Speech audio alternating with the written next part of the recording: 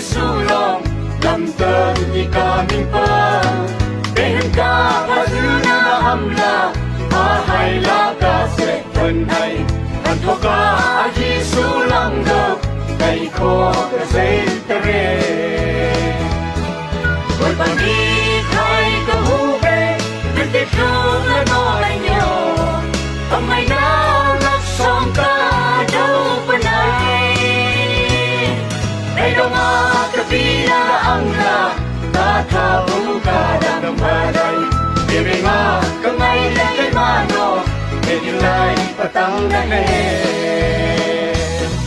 ta lúc nào mà nhà mà nào khi để đi lại na in pria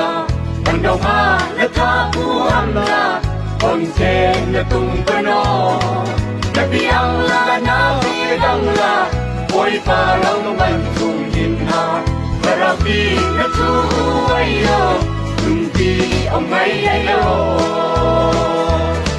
ôi bà mi khai cái hồ bê nhất thiết thương là nói nhau ông ấy nào nó song ca đâu bên này đây đâu mà ta bi là ăn là ta thà vũ ca đang ở đây để về mà cái ngày là cái mà nó để đi lại và tăng lên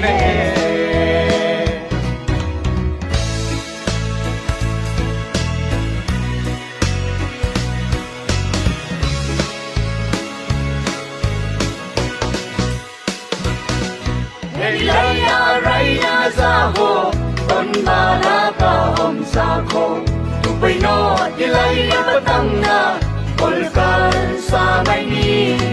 azza ka dum na im quy long a lam tan ti ta ni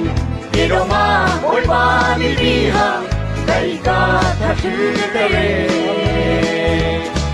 ôi ba đi khai tu hu về biết tiếc thương là nói nhau hôm ngày nào lắc song ca đâu bên này đây đâu mà cái bi là ăn là ta thà vũ ca đang ở đây để về mà cái ngày là cái mà nó để đi lại và tăng lên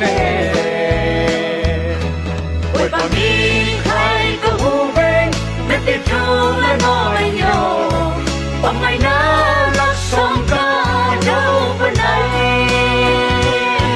đây đâu mà cái bi là ăn là ta thà vũ ca đang ở đây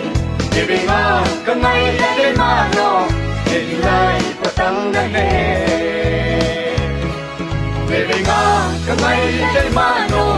để đi lại và tăng lên